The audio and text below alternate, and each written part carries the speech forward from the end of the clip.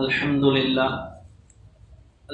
لله رب العالمين والعاقبة للمتقين والصلاة والسلام على سيدنا محمد وعلى آله وأصحابه أجمعين أما بعد فقد قال الله تعالى في القرآن الكريم بعد أعوذ بالله من الشيطان الرجيم بسم الله الرحمن الرحيم يثبت الله الذين آمنوا بالقول الثابت في الحياة الدنيا والآخرة ولله الظالمين ويفعل الله ما يشاء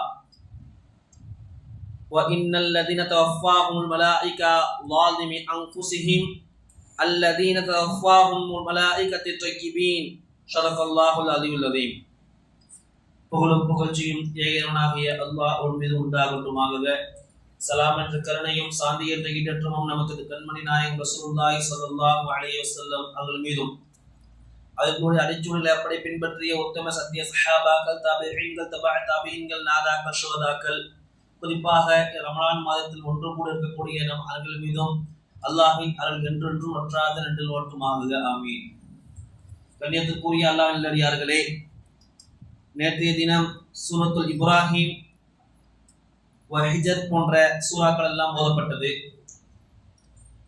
இந்த சூறாக்களில் அல்லாஹ் ரப்பல் இஸ்ஸத் ஏராளமான சம்பவங்களை கூறியிருந்தாலும் சில ஆயத்துக்களில் ஒரு மனிதனுடைய இறுதி நாட்களை பற்றியும் மறுமையினுடைய சிந்தனையை பற்றியும் மறுமையினுடைய கபருடைய வாழ்க்கையை பற்றியும் சில ஆயத்துக்களை கூறி காட்டியிருக்கின்றார். அந்த அடிப்படையில் மேலே ஓதப்பட்ட ஆயத்தை போன்று ஓ ஈமான் கொண்ட மக்களே, நல்லறங்களை நீங்கள் செய்யுங்கள் என்பதாக அல்லாஹ் கூறி காட்டியிருக்கின்றார். ஓ ஈமான் கொண்ட மக்களே, நீங்க நல்ல விஷயங்களை செய்து என்று சொன்னால் உலகத்திலேயும் மறுமையிலேயும் நான் நிலைக்க செய்வேன் என்பதாக ஒரு ஆயத்திலே அல்லாஹ் ரப்பல் இஸ்ஸத் கூறி காட்டியிருக்கின்றார்.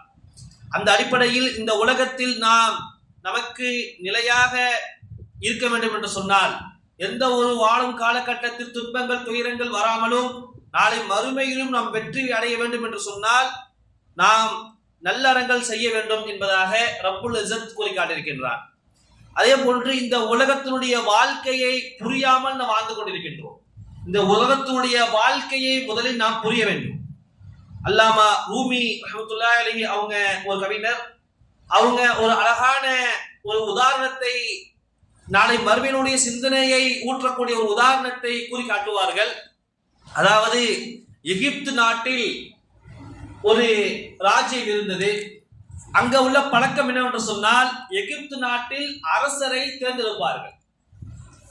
ஒரு அரசர் போய்விட்டால் அடுத்த அரசரை தேர்ந்தெடுப்பார்கள். இவ்வாறாக அங்க அரசரை தேர்ந்தெடுக்கக்கூடிய ஒரு சூழ்நிலை. அடுத்த அரசரை தேர்வு செய்வது பிரச்சனை இல்லை. ஆனால் யார் அரசராக வருகிறார்களோ அந்த மக்கள் அரசரை யார் தேர்ந்தெடுக்கிறார்களோ அந்த அரசர் ஒரு வருடம் தான் ஆட்சி செய்ய வேண்டும். இன்று நம்ம நாட்டில் 5 வருஷம் ஆட்சி இருக்குல்ல, அந்த மாதிரி அங்க அரசர் ஆட்சியில ஒரு வருட காலங்கள் தான் அங்க ஆட்சி செய்ய வேண்டும். அதுவும் அந்த ஒரு வருட காலங்கள் நிறைவு பெற்று விட்டது என்று சொன்னால் அந்த அரசர் என்ன செய்வாங்கன்னா, அந்த எகிப்து நாட்டுல ஒரு மனாந்திர காடுகள் இருக்குது, அந்த காட்டுல போய் அரசர் விட்டுருவாங்க. அந்த காட்டுல விஷ ஜந்துகள் பூச்சிகள் காடுகள் நிறைந்து யாரும் இல்லாத அந்த காட்டுகள்ல மிருகங்கள் இருக்கக்கூடிய அந்த காட்டுகள்ல அந்த அரசரை போட்டுட்டு வந்துருவாங்க. இப்படியாப்பட்ட ஒரு சூழ்நிலை. இப்போ ஒவ்வொரு அரசர்களும் தன்னை அரசரை ஆக்கும்போது சந்தோஷப்படுவாங்க. ஆனா அவங்க கடைசி காலகட்டத்துல அங்க போய் அழிஞ்சு போயிடுவாங்க.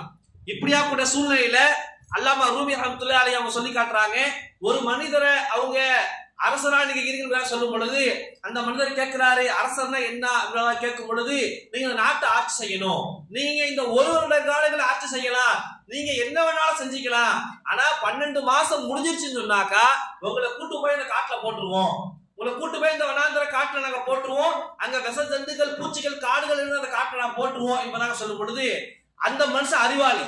அப்ப அந்த அறிவாளி என்ன செய்யறாரு என்று சொன்னாக்கா, சரி நான் அரசரா இருக்கிறேன், ஆனா அந்த காட்டை என்னால காட்ட முடியுமா, அந்த காட்டுக்கு நான் அழைச்சிட்டு போங்களேன் என்பதாக சொல்லும் பொழுது அந்த காட்டவே காட்டுறாங்க. இங்க பாருங்க, இதான் அந்த காடு என்பதாக ஒரு மலை மேல் என்று காட்டும் பொழுது பார்த்துட்டு சொல்றாரு, நீங்க இந்த காட்டுல தான் போடுவீங்களான்னு கேட்கிறார். ஆமா, உங்களை இந்த காட்டுல தான் போடுறது, இந்த காட்டுலயும் போட மாட்டோம், சரி, நான் ஆட்சி செய்யும் பொழுது நான் என்ன வேணா செய்யலாமா என்பதா கேட்கும் பொழுது அந்த ஒரு காலங்கள் என்ன வேணா செஞ்சுக்கங்க, ஆனா ஒரு வருடம் முடிஞ்சிச்சா உங்களை இந்த காட்டுல வந்து போட்டுருவோம் என்பதாக சொல்லும் பொழுது உடனே அந்த அறிவாளி மனுஷன் சரி நான் மன்னர் ஆட்சி ஏத்துக்கிறேன்னு சொல்லிட்டு ஆட்சிக்கு வந்துடுறார். இப்ப ஆட்சிக்கு வந்த உடனே அவர் என்ன செய்யறாரு அப்படின்னா தன்னுடைய பணியாளர்களை ஏவி அந்த காட்டுல உள்ள முள்ளு மரங்கள் எல்லாத்தையும் வெட்ட சொல்றார்.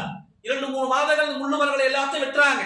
பிறகு வேட்டையாளர்களை அனுப்பி அந்த காட்டுல உள்ள விஷ ஜந்துகளை விஷ மிருகங்களை எல்லாத்தையும் கொன்றுங்க, அந்த நாட்டுல எந்த ஒரு மிருகங்களும் இருக்கக்கூடாதுன்னு சொல்லிட்டு எல்லா மிருகங்களையும் கொல்ல சொல்றாங்க. அப்போ அரசராட்சி சொல்லிட்டு எல்லா மிருகங்களையும் கொண்டுறாங்க. பிறகு சொல்றாங்க அந்த காட்டை ஒரு நந்தவனமாக ஒரு பூஞ்சோலையாக நீங்க அமைங்க என்பதாக சொல்றாங்க.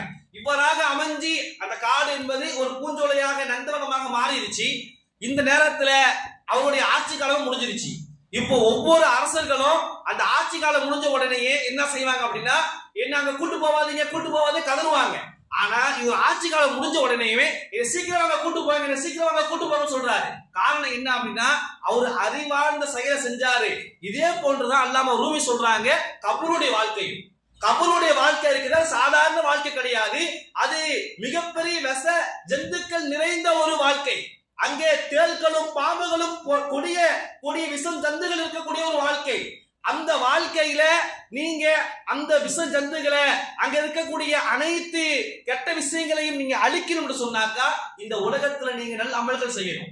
நீங்க உலகத்துல நல்ல அமல்கள் எப்படி அந்த அரசரு தன்னுடைய ஆட்சி காலத்துல அந்த ஒரு வருட காலத்துல அந்த காட்டு அழிச்சாலோ அதே போன்று நம்முடைய ஆயுள்ல இந்த வாழ்க்கையை நாம என்ன செய்யணும் அப்படின்னா அந்த கபருடைய வாழ்க்கையை பூஞ்சோலையாக அவர் எப்படி நந்தவனமாக ஆக்குனாரோ அதே போன்று நம்முடைய கபரை சொல்க பூஞ்சோலையாக ஆக்குவதற்கு நல் அமல்கள் செய்யணும். நல் அமல்கள் இவன் தான் அறிவாளி. யார் அறிவாளி என்று சொன்னாக்கா யார் தன்னுடைய இந்த உலக வாழ்க்கையில நல்ல அறிவார்ந்த செயல்களை யோசிச்சு சிந்திச்சு நல்ல அமல்களை செய்யறானோ அவன் தான் அறிவாளி. யாரு முட்டாள் என்று சொன்னா இந்த உலகத்துல ஏதோ போனோம் வாழ்ந்தோம் என்பதாக தன்னுடைய வாழ்க்கையை கழிச்சிட்டு எந்த ஒரு அமலும் செய்யாம நாளை மறுமையில மிகப்பெரிய கேசத்துக்குரியவர்களாக அந்த கபருல மிகப்பெரிய கேசத்துல ஆயிடக்கூடாது.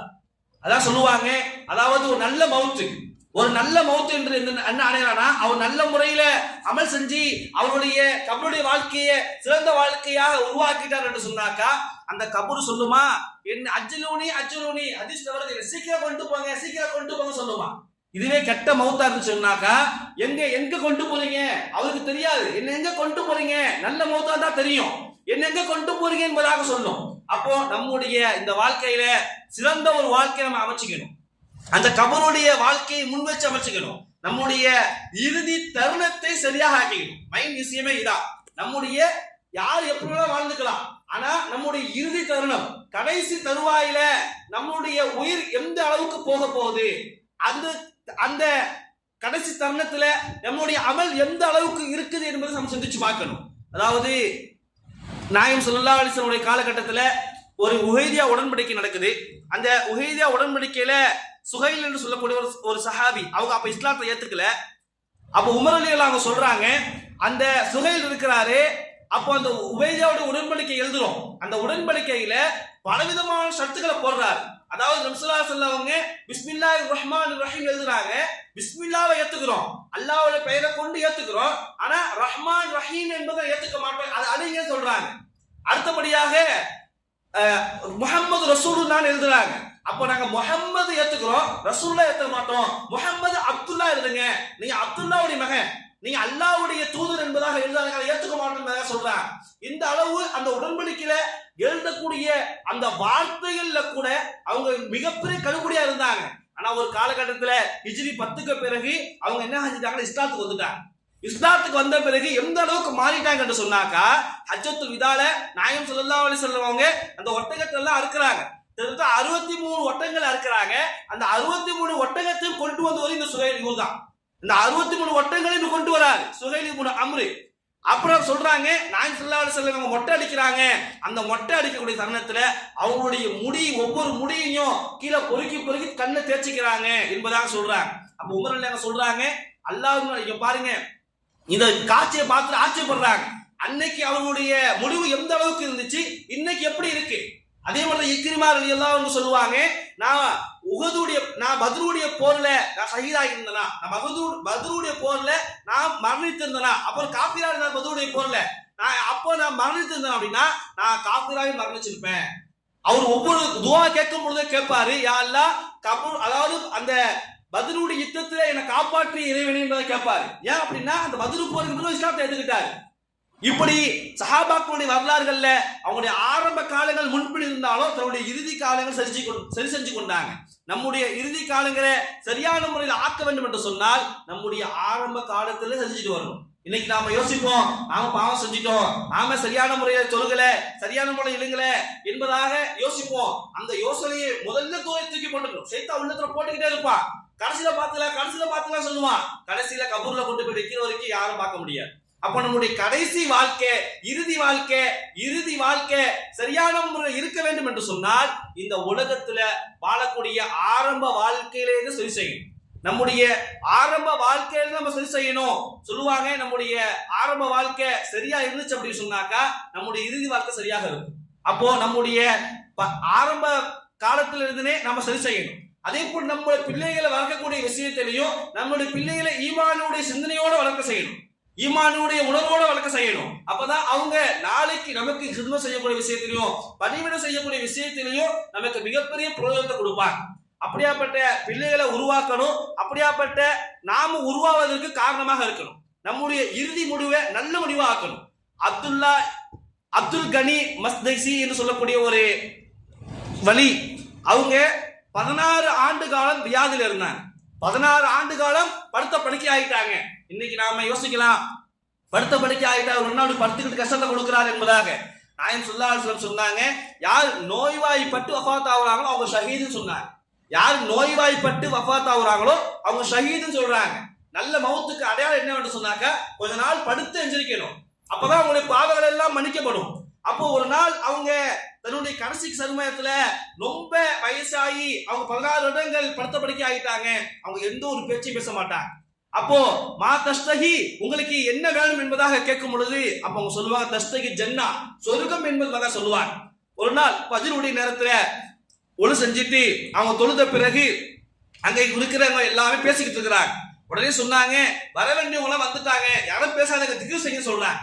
வர வேண்டியவங்க வந்துட்டாங்க, யாரும் பேசாத திக்ர் செய்ய சொல்றாங்க. பிறகு அவங்களுடைய உயிர் கைப்பற்றப்பட்டது. அப்போ யார் வந்தாங்கன்னு சொன்னா மலக்குமார்கள் வந்துட்டாங்க. உமர் இப்னு அப்துல் அசீஸ் அவங்க கடனுடைய இறுதி காலகட்டத்துல அவங்க வீட்டுல அவங்க ரூம்ல சுத்தி இருந்தவங்க எல்லாத்தையும் வெளியே போக சொல்லிட்டாங்க. எல்லாத்தையும் வெளியே போக சொல்லிட்டாங்க.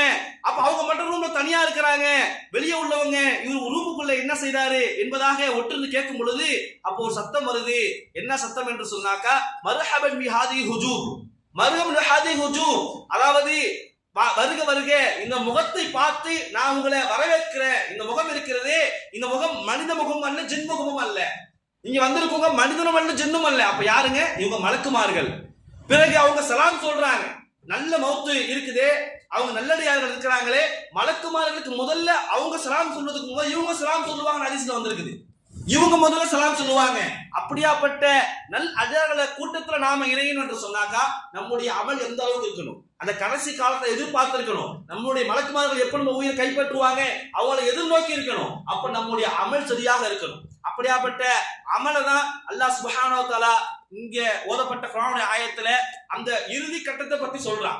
அதாவது அந்த இறுதி கட்டம் எப்படி இருக்கும், அதாவது கெட்டவங்களுக்கு எப்படி இருக்கும், நல்லவங்களுக்கு எப்படி இருக்கு என்பதாக சொல்றான்.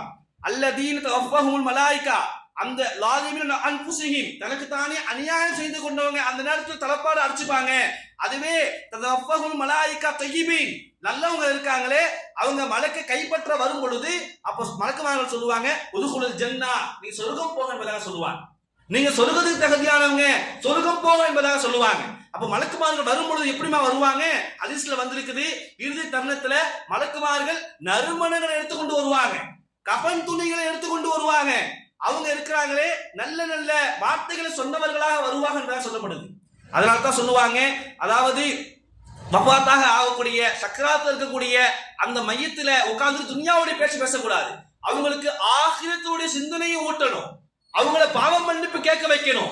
திக்ருடைய வார்த்தைகளை சொல்லணும். அங்க உட்கார்ந்து நாம உலகத்தினுடைய பேச்சுக்களை பேசிக் கொண்டிருந்தோம் சொன்னாக்கா அந்த மலக்குமார் வரக்கூடிய சமயத்துல அவங்களுடைய நல்ல இறுதி முடிவு நல்ல முடிவாக இருக்காது. அப்போ வஃபாத் ஆகக்கூடிய இந்த சக்ராத்தில் இருக்கக்கூடிய அவங்க கிட்ட நாம சில திக்ருகளை ஓதி கொண்டு இருக்கணும். அவங்களுக்கு மறுமையினுடைய சிந்தனை ஊட்டணும். அப்படியாப்பட்ட வாக்கியத்தை வல்ல ரஹ்மான் விளங்கி அமல் செய்யக்கூடிய வாக்கியத்தை தந்தல் புரிவானாக. வாஹரிதவானா அல்ஹம்துலில்லாஹி ரப்பில் ஆலமீன். அஸ்ஸலாமு அலைக்கும் வரஹ்மத்துல்லாஹி.